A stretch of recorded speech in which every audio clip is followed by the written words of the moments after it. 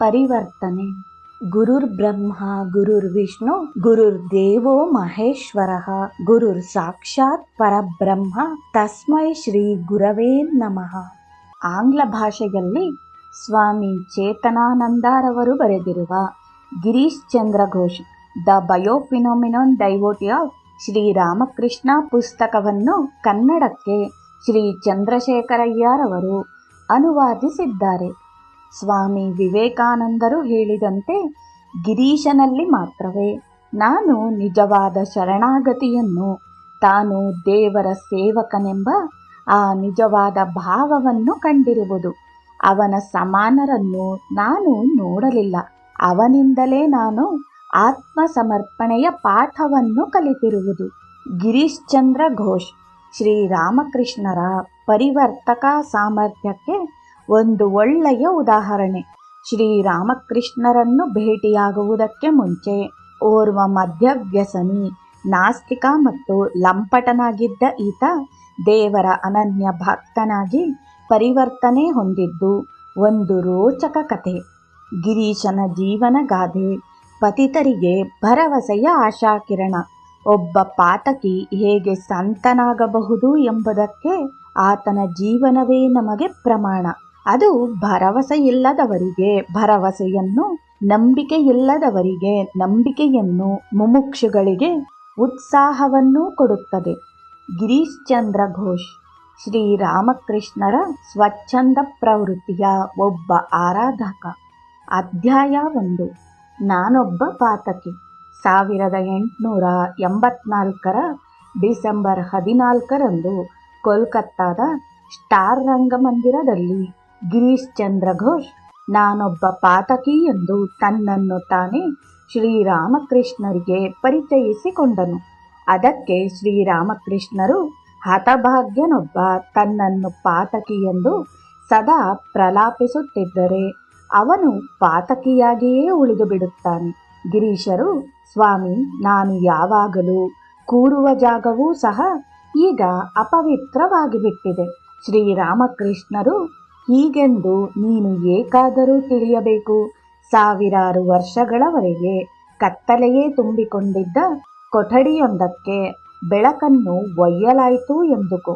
ಆಗ ಅದು ಆ ಕೊಠಡಿಯನ್ನು ಇಷ್ಟಿಷ್ಟೇ ಬೆಳಗಿಸುತ್ತದೋ ಅಥವಾ ಕ್ಷಣ ಮಾತ್ರದಲ್ಲಿ ಆ ಕೊಠಡಿ ಬೆಳಕಿನಿಂದ ತುಂಬಿಕೊಳ್ಳುತ್ತದೋ?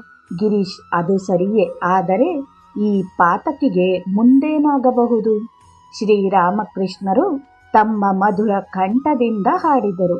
ನರಕ ಸದೃಶ ದುಃಖಗಳನ್ನು ನಾಶಗೈವ ಸ್ವಾಮಿಯನ್ನು ಧ್ಯಾನಿಸು. ಆಗ ನಿನಗೆ ಸಾವಿನ ಭಯವು ದೂರವಾಗುವುದು. ಹಾಗೇ ಅವನ ಧ್ಯಾನದಲ್ಲಿ ಮುಳುಗುವ ನಿನ್ನಾತ್ಮಕ್ಕೆ ಇರುವುದುಂಟೆ ಭವ. ಕಣ್ಣು ಮುಚ್ಚಿ ತೆರೆಯುವಷ್ಟರಲ್ಲಿ ಭವಸಾಗರವ ದಾಟುವೆ. ಓ ಮನಸ್ಸೇ, ಈ ಭುವಿಗೇಕೆ ನೀನು ಬಂದೆಯೆಂದು ಪರಿವೀಕ್ಷಿಸು. ಕೆಟ್ಟ ನಡೆ, ಕೆಟ್ಟ ನುಡಿ, ವಿಚಾರಗಳಲ್ಲಿ ಲಾಭವುಂಟೇ ತಿಳಿಯಲು? ಇದಲ್ಲ ನಿನ್ನ ದಾರಿ, ಅದು. ಅದಕ್ಕೀಗಲೇ ನಿನ್ನ ಮನ ತುಡಿಯಲಿ. ನೆನೆ, ಧ್ಯಾನಿಸು ನಿತ್ಯನನ್ನು, ಸತ್ಯವನ್ನು, ತನ್ಮಯತೆಯಲ್ಲಿ ಮಿಂದು. ಶ್ರೀರಾಮಕೃಷ್ಣರು, ನೀನು ಕಣ್ಣು ಮುಚ್ಚಿ ತೆರೆಯುವಷ್ಟರಲ್ಲಿ ಭವದ ಶರಧಿಯನ್ನು ದಾಟುವೆ.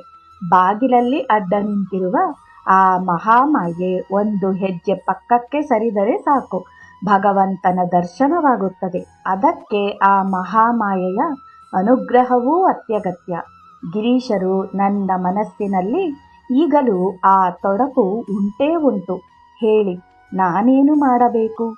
ಶ್ರೀರಾಮಕೃಷ್ಣರು, ದೇವರಿಗೆ ನಿನ್ನ ಮೂಕರ್ಜಿ ನಾಮೆಯನ್ನು ಬರೆದುಕೊಡು. ಅವನ್ನು ಅವನ ಇಚ್ಛೆಯಂತೆ ಏನು ಬೇಕಾದರೂ ಮಾಡಲಿ. ಗಿರೀಶ್ ತಾನು ವಿಷಯಾಸಕ್ತನಾಗಿ ತೊಡಗಿಕೊಳ್ಳದ ಪಾಪಕೃತ್ಯಗಳೇ ಇಲ್ಲವೆಂದು ಹೇಳಿದರೂ ಅದು ಸರಿಯೇ. ಅವನೇ ಒಮ್ಮೆ ಹೇಳಿದ ಮಾತುಗಳು. ನನ್ನ ಬದುಕಿನಲ್ಲಿ ನಾನೆಷ್ಟು ಮದ್ಯಪಾನವನ್ನು ಮಾಡಿದ್ದೇನೆಂದರೆ ಆ ಮದ್ಯದ ಶೀಶೆಗಳನ್ನು ಒಂದರ ಮೇಲೊಂದರಂತೆ ಪೇರಿಸಿದರೆ ಎವರೆಸ್ಟ್ ಪರ್ವತದ ಎತ್ತರಕ್ಕೆ ಸರಿಸಮನಾಗಬಹುದು. ಒಂದು ದಿನ ಶ್ರೀರಾಮಕೃಷ್ಣರು ತಮ್ಮ ಒಬ್ಬ ಭಕ್ತ ಅಶ್ವಿನಿ ಕುಮಾರ್ ದತ್ತ ಅವರನ್ನು ಕೇಳಿದರು, ನಿಮಗೆ ಗಿರೀಶ್ ಘೋಷ್ ಯಾರೆಂದು ಗೊತ್ತೇ? ಅಶ್ವಿನಿ, ಯಾವ ಗಿರೀಶ್ ಘೋಷ್? ಅದೇ ನಾಟಕ ಕ್ಷೇತ್ರದಲ್ಲಿರುವ ಗಿರೀಶ್ ತಾನೇ? ಶ್ರೀರಾಮಕೃಷ್ಣರು ಹೌದು ಎಂದರು. ಅಶ್ವಿನಿ ಅವರನ್ನು ನಾನು ಸ್ವತಃ ನೋಡಿಲ್ಲ, ಆದರೆ ಅವರ ಕೀರ್ತಿ ಪ್ರಸಿದ್ಧಿಯಿಂದಾಗಿ ನನಗೆ ಗೊತ್ತು. ಶ್ರೀರಾಮಕೃಷ್ಣರು ಹೇಳಿದರು, ತುಂಬ ಒಳ್ಳೆಯ ವ್ಯಕ್ತಿ. ಅಶ್ವಿನಿ: ಜನ ಹೇಳುತ್ತಾರೆ ಅವನು ಕುಡುಕನೆಂದು. ಶ್ರೀರಾಮಕೃಷ್ಣರು ಹೇಳಿದರು, ಕುಡಿಯಲಿ ಕುಡಿಯಲಿ, ಹೀಗೆಯೇ ಅವನು ಎಷ್ಟು ದಿನ ಕುಡಿಯಲು ಸಾಧ್ಯ? ಕ್ರಮೇಣ ಗಿರೀಶ್ ಪಾನ ಮಾಡುವುದನ್ನು ನಿಲ್ಲಿಸಿದ. ಆ ನಂತರ ಅವನ 2 ದಶಕಗಳ ಜೀವನದಲ್ಲಿ ಮದ್ಯಪಾನ ಮಾಡಲೇ ಇಲ್ಲ. ಸ್ವಲ್ಪ ಕಾಲಾನಂತರ ಯಾರೋ ಕೇಳಿದರು, ಪರಮಹಂಸರು ನಿಮ್ಮನ್ನು ಮದ್ಯಪಾನ ಮಾಡುವುದನ್ನು ಬಿಡೆಂದು ಹೇಳಲೇ ಇಲ್ಲ, ನೀವೇಕೆ ಕುಡಿಯಬಾರದು? ಗಿರೀಶರು ಹೇಳಿದರು, ಹೌದು, ಅವರು ಕುಡಿಯಲು ನನಗಿತ್ತ ಅನುಮತಿ ನನ್ನ ವಿಚಾರದಲ್ಲಿ ನಿಷೇಧವಾಗಿ ಪರಿಣಮಿಸಿತು. ಯಾವಾಗಲೇ ಆಗಲಿ ಕೆಟ್ಟ ಆಲೋಚನೆ ನನ್ನ ಮುಂದೆ ಸುಳಿದಾಕ್ಷಣ ಅವರ ಮೂರ್ತಿ ನನ್ನ ಮನಸ್ಸಿನಲ್ಲಿ ಮೂಡಿ ನಿಲ್ಲುತ್ತದೆ. ಮದ್ಯಪಾನ ಮಾಡಿದ್ದ ಸಮಯದಲ್ಲಿ ಗಿರೀಶ್ಗೆ ತನ್ನ ನಡೆ ಮತ್ತು ನುಡಿಯ ಮೇಲೆ ಹತೋಟಿಯೇ ಇರುತ್ತಿರಲಿಲ್ಲ. ಹಾಗೆ ಮದ್ಯ ಸೇವನೆಯ ಅಮಲಿನಲ್ಲಿರುತ್ತಿದ್ದ ಅವನಿಗೆ ವೇಶ್ಯೆಯರೂ ಸಹ ತಮ್ಮ ಮನೆಯ ಬಾಗಿಲನ್ನು ತೆರೆಯಲು ಇಷ್ಟಪಡುತ್ತಿರಲಿಲ್ಲ. ಒಂದು ರಾತ್ರಿ ಗಿರೀಶ್ ಮಾತನಾಡತೊಡಗಿದಾಗ ನಾನು ಕಂಠಪೂರ್ತಿ ಕುಡಿದು ಆ ಸುಖದ ಭ್ರಮೆಯ ಅಮಲಿನಲ್ಲಿ ನನ್ನ 2 ಗೆಳೆಯರೊಂದಿಗೆ ಒಬ್ಬ ವೇಶ್ಯೆಯ ಮನೆಗೆ ಹೋದೆ. ಆದರೆ ಆ ಕ್ಷಣದಲ್ಲಿ ನನಗೆ ಶ್ರೀರಾಮಕೃಷ್ಣರನ್ನು ನೋಡಬೇಕೆಂಬ ಭಾವ ತೀವ್ರವಾಯಿತು. ನಾನು ಮತ್ತು ನನ್ನ ಸ್ನೇಹಿತರು ಒಂದು ಟಾಂಗಾವನ್ನು ಬಾಡಿಗೆಗೆ ಗೊತ್ತು ಮಾಡಿಕೊಂಡು ದಕ್ಷಿಣೇಶ್ವರದ ಕಡೆಗೆ ಹೊರಟೆವು. ರಾತ್ರಿ ಬಹಳವೇ ಕಳೆದಿತ್ತು. ಎಲ್ಲರೂ ಗಾಢ ನಿದ್ರೆಯಲ್ಲಿದ್ದ ಸಮಯ. ನಾವು 3 ಶ್ರೀರಾಮಕೃಷ್ಣರ ಕೊಠಡಿಗೆ ಕಾಲಿಟ್ಟೆವು.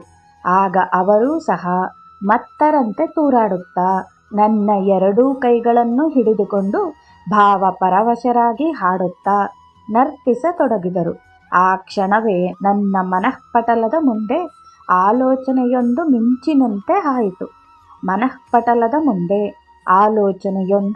ಮಿಂಚಿನಂತೆ ಹಾಯಿತು. ಆ ಸ್ಥಿತಿಯಲ್ಲಿ ನನ್ನ ಕುಟುಂಬವೇ ನಿರಾಕರಿಸುವ, ನನ್ನಂತಹ ದುರ್ವ್ಯವಹಾರಿಯನ್ನೂ ಸಹ ಸ್ವೀಕರಿಸುವಂತಹವರು ಇಲ್ಲೊಬ್ಬರಿದ್ದಾರೆ. ಅವರ ಪ್ರೀತಿ ಎಲ್ಲರನ್ನೂ ಸ್ವೀಕರಿಸಿ ಅಪ್ಪಿಕೊಳ್ಳುವಂಥದ್ದು. ಸನ್ಮಾರ್ಗಿಗಳ ಅನವರತ ಭಕ್ತಿ ಗೌರವಗಳಿಗೆ ಪಾತ್ರರಾಗಿರುವ ಈ ಪೂಜ್ಯರು ನನ್ನಂತಹ ಪತಿತರನ್ನು ಉದ್ಧರಿಸುವ ಪಾವನಾಮೂರ್ತಿ ಎಂದು.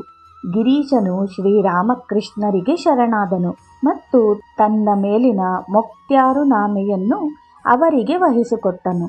ಎಷ್ಟೋ ವರ್ಷಗಳು ಕಳೆದ ಮೇಲೆ ಅವನು ಹೀಗೆಂದು ಹೇಳುತ್ತಾನೆ, ನಾನು ಮಾಡಿದ ಪಾಪಕರ್ಮಗಳನ್ನೆಲ್ಲ ಒಯ್ದು ತುಂಬಲು ಅಂಥದ್ದೊಂದು ಗುಂಡಿ ಇದೆಯೆಂದು ಮುನ್ನವೇ ತಿಳಿದಿದ್ದರೆ ನಾನು ಇನ್ನೂ ಹೆಚ್ಚಿನ ಪಾಪ ಕಾರ್ಯಗಳಲ್ಲಿ ತೊಡಗುತ್ತಿದ್ದೇನೇನು.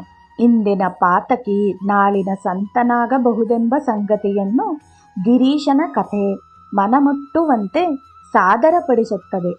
ಆಂಗ್ಲ ಲೇಖಕ ಆಸ್ಕರ್ ವೈಲ್ಡ್ ಹೇಳುತ್ತಾನೆ, ಸಂತ ಮತ್ತು ಪಾತಕಿಗಳ ನಡುವೆ ಒಂದೇ ಒಂದು ವ್ಯತ್ಯಾಸವೆಂದರೆ ಪ್ರತಿಯೊಬ್ಬ ಸಂತನ ಬೆನ್ನ ಹಿಂದೆ ಒಂದು ಪೂರ್ವಚರಿತ್ರೆ ಇದ್ದರೆ ಪಾತಕಿಯ ಮುಂದೆ ಭವಿತವ್ಯವೊಂದು ಇದ್ದೇ ಇರುತ್ತದೆ. ಶ್ರೀರಾಮಕೃಷ್ಣರ ದಿವ್ಯ ಜೀವನವೆಂಬ ನಾಟಕದಲ್ಲಿ ಗಿರೀಶನು ಒಂದು ಪ್ರಮುಖ ಪಾತ್ರವನ್ನು ವಹಿಸಿದ್ದನು. ನಾವೂ ಸಹ ಅವನ ಅಪ್ರತಿಮ ಪ್ರತಿಭೆಯನ್ನು ಕಂಡು ಬೆರಗಾಗಿದ್ದೆವು. ಬದುಕಿನಲ್ಲಿ ಏಕಾಂಗನಾಗಿಯೂ ಅದೆಷ್ಟೋ ಪಾತ್ರಗಳನ್ನು ನಿರ್ವಹಿಸಿದನೆಂದು ಗಿರೀಶನ ಸಹಪಾಠಿಯಾಗಿದ್ದ ರೆವರೆಂಡ್ ಕಾಳೀಚರಣ್ ಬಂದ್ಯೋಪಾಧ್ಯಾಯ ಹೇಳುತ್ತಾರೆ. ಬಾಲ್ಯದಿಂದಲೇ ನಮಗೆ ತಿಳಿದಿದ್ದ ಸಂಗತಿಯೆಂದರೆ ಗಿರೀಶ್ ಮಹಾಪ್ರತಿಭಾಶಾಲಿ ಎಂದು. ಅನೇಕರು ಗಿರೀಶನಂತೆ ತಾವೂ ಸಹ ಕುಡುಕ, ಸ್ವೇಚ್ಛಾಚಾರಿ, ಲಂಪಟ, ಕಾನೂನು ಮತ್ತು ಕಟ್ಟಳೆಗಳನ್ನು ಮುರಿದೇ ಜೀವಿಸುವವರೆಂದು ತಿಳಿದುಕೊಂಡಿರುತ್ತಾರೆ. ಹಾಗಾಗಿ ಅವನ ಕರಾಳ ಮುಖದ ಕಡೆಗೆ ಜನರು ಆಕರ್ಷಿತರಾಗುತ್ತಿದ್ದರು. ಯುವಕನಾಗಿದ್ದಾಗ ಗಿರೀಶನು ಹಠಮಾರಿ, ಬೇಜವಾಬ್ದಾರಿಯವನೆಂಬುದೂ ನಿಜವೇ. ಬದುಕಿನಲ್ಲಿ ಅಗಾಧವಾಗಿ ಸುಖಿಸಿದವನು ಮತ್ತು ಅವನು ತನ್ನ ತಾರುಣ್ಯದ ದಿನಗಳಲ್ಲಿ ತಿನ್ನು ಕುಡಿ ಮತ್ತು ಸದಾ ಖುಷಿಪಡು ಎನ್ನುವ ಭೋಗೈಕ್ಯ ಸಿದ್ಧಾಂತದ ಪಾಲಕನಾಗಿದ್ದವನು. ಸಂಪ್ರದಾಯಸ್ಥರ ಧರ್ಮ ಮತ್ತು ದೇವರ ವಿರುದ್ಧ ಬಂಡಾಯವೆದ್ದವನು. ಆದರೆ ಪ್ರತಿಭಾನ್ವಿತ ವ್ಯಕ್ತಿಯೊಬ್ಬನ ಸಕಾರಾತ್ಮಕ ಗುಣಗಳನ್ನು ಮತ್ತು ಅಂಥವನ ಕ್ರಿಯಾಶೀಲ ಸಾಧಕ ಬದುಕಿನ ಪರಿಣಾಮಗಳನ್ನು ಕಡೆಗಣಿಸಲಾಗದು. ಗಿರೀಶ್ ಒಬ್ಬ ತೆರೆದ ಮನಸ್ಸಿನ, ಭಯರಹಿತ, ಪ್ರೀತಿ, ಔದಾರ್ಯ, ಶ್ರದ್ಧೆ ಮತ್ತು ಪ್ರಾಮಾಣಿಕತೆಯಿಂದ ಕೂಡಿದ ವ್ಯಕ್ತಿಯೆಂಬುದರಲ್ಲಿ ಎರಡು ಮಾತಿಲ್ಲ. ಯಾವಾಗಲೂ ಮುಚ್ಚುಮರೆಯಿಲ್ಲದೆ ಒದರಿ ನುಡಿದು ಬಿಡುವ ಸ್ವಭಾವ ಅವನದು. ಕಪಟಿಗಳನ್ನು, ವೇಷಧಾರಿಗಳನ್ನು ಕಂಡರೆ ಅವನಿಗೆ ಆಗುತ್ತಿರಲಿಲ್ಲ. ಅವನದು ಅಸಾಧಾರಣ ಸಂಕಲ್ಪ ಶಕ್ತಿ, ಅನೂಹ್ಯ ದೈಹಿಕ ಬಲ, ಅಷ್ಟೇ ಅದ್ಭುತವಾದ ಭೌತಿಕ ಜಾಣ್ಮೆ, ಹೃದಯವಂತಿಕೆ ಮತ್ತು ಶ್ರೀರಾಮಕೃಷ್ಣರೇ ಹೇಳಿದಂತೆ 125% ವಿಶ್ವಾಸಾರ್ಹ. ಜೊತೆಗೆ ಬಹುಶ್ರುತ ಲೇಖಕ, ಕವಿ, ನಾಟಕಕಾರ, ಕಥೆಗಾರ, ಅಭಿನೇತ ಮತ್ತು ದಿಗ್ದರ್ಶಕ. ಪರಿಣಾಮವಾಗಿ ಈತನನ್ನು ಬಂಗಾಳಿ ರಂಗಭೂಮಿಯ ಪಿತಾಮಹನೆಂದು ಕರೆಯುತ್ತಾರೆ. ಭಗವಾನ್ ಬುದ್ಧದೇವ ಆಮ್ರಪಾಲಿಯ ಮೂಲಕ, ಯೇಸುಕ್ರಿಸ್ತನು ಮೇರಿ ಮ್ಯಾಗ್ಡಲೀನ್ ಮೂಲಕ, ಚೈತನ್ಯರು ಜಗಾಯ್ ಮದಾಯ್ರ ಮೂಲಕ ತಮ್ಮ ಉದ್ಧರಿಸುವ ಗುಣವನ್ನು ತೋರಿದರೆಂದು ಹೇಳುತ್ತಾರೆ. ಗಿರೀಶನ ಪರಿವರ್ತನೆಯ ವರ್ಣರಂಜಿತ ಚಿತ್ರವನ್ನು ಈ ಕೃತಿ ಪರಿಚಯಿಸುತ್ತದೆ.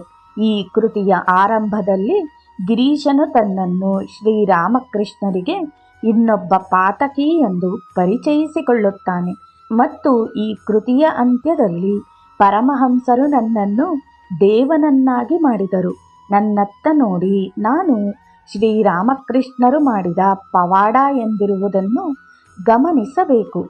ಗಿರೀಶನ ಬದುಕು ದಾರಿ ತಪ್ಪಿದವರಿಗೆ ಮತ್ತು ಬದುಕಿನಲ್ಲಿ ಸಿಕ್ಕಿಕೊಂಡು ಕಳೆದು ಹೋದವರಿಗೆ ಆಶಾಕಿರಣ.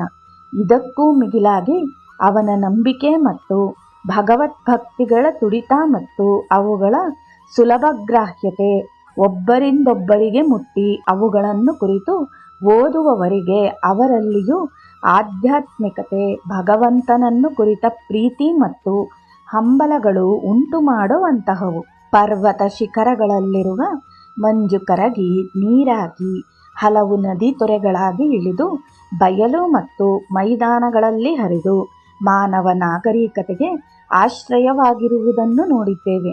ಹಾಗೆಯೇ ಶ್ರೀರಾಮಕೃಷ್ಣರ ಘನೀಕರಿಸಿದ ಆಧ್ಯಾತ್ಮಿಕತೆ ಅವರ ಶಿಷ್ಯರು ಮತ್ತು ಭಕ್ತರ ಮೂಲಕ ಪ್ರವಹಿಸಿ ಪೂರ್ವ ಮತ್ತು ಪಶ್ಚಿಮ ರಾಷ್ಟ್ರಗಳ ಜನರಿಗೆ ದಿವ್ಯಾನುಭೂತಿಯಾಗಿರುವುದನ್ನು ಗಮನಿಸಬಹುದು. ವಿವೇಕಾನಂದರ ಮತ್ತು ಶ್ರೀರಾಮಕೃಷ್ಣರ ಶಿಷ್ಯರು ಜಗತ್ತಿನಾದ್ಯಂತ ತಮ್ಮ ಗುರುಗಳ ಸಂದೇಶವನ್ನು ಹರಡಿದ್ದಾರೆ. ಅವರು ಶ್ರೀರಾಮಕೃಷ್ಣ ವಚನ ವೇದವನ್ನು ದಾಖಲಿಸಿದರು ಮತ್ತು ಅವರು ತಮ್ಮ ಗುರು ಪರಮಹಂಸರನ್ನು ಕುರಿತು ಸುಮಾರು ಅರ್ಧ ಶತಮಾನ ಕಾಲ ಮಾತನಾಡಿದ್ದಾರೆ.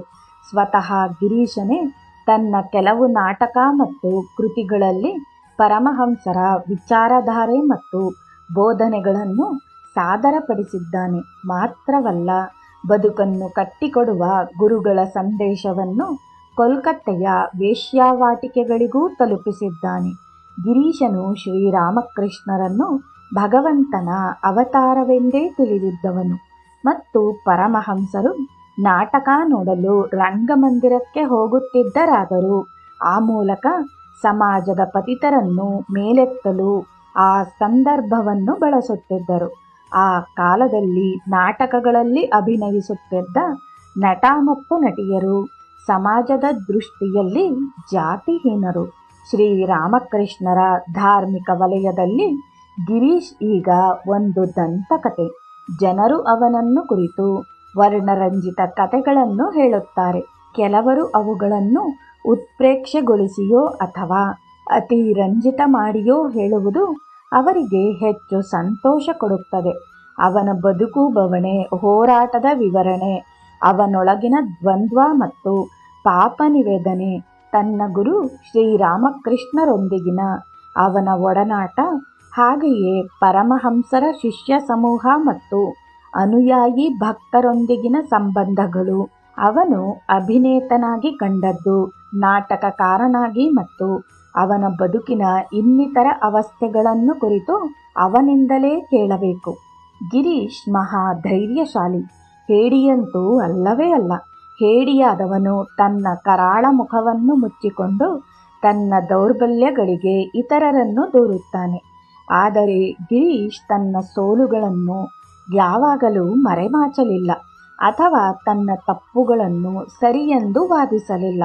ಶ್ರೀರಾಮಕೃಷ್ಣರು ಮಾತು ಮತ್ತು ಮನಸ್ಸನ್ನು ಒಂದು ಮಾಡುವುದು ನಿಜವಾದ ಧರ್ಮ ಎಂದು ಅಭಿಪ್ರಾಯಪಡುತ್ತಾರೆ. ಈ ಬೋಧನೆಯನ್ನು ಗಿರೀಶ್ ಪೂರ್ಣ ವಿಶ್ವಾಸದಿಂದ ಪಾಲಿಸುತ್ತಾನೆ ಮತ್ತು ಅದು ಅವನನ್ನು ಮಹಾನ್ ವ್ಯಕ್ತಿಯನ್ನಾಗಿ ಮಾಡುತ್ತದೆ. ಮಾರ್ಟಿನ್ ಲೂಥರ್ ಹೇಳುತ್ತಾನೆ, ಮೂಲತಃ ಪಾಪವೆಂಬುದು ದೇವರಿಂದ ದೂರ ಸಾಗುವುದು. ಪಾಪದ ಅರಿವಾಗುವುದೆಂದರೆ ಮುಕ್ತಿ ಮಾರ್ಗದ ಮೊದಲ ಮೆಟ್ಟಿಲು ಹತ್ತಿದಂತೆ. ಜೈ ಶ್ರೀರಾಮಕೃಷ್ಣ.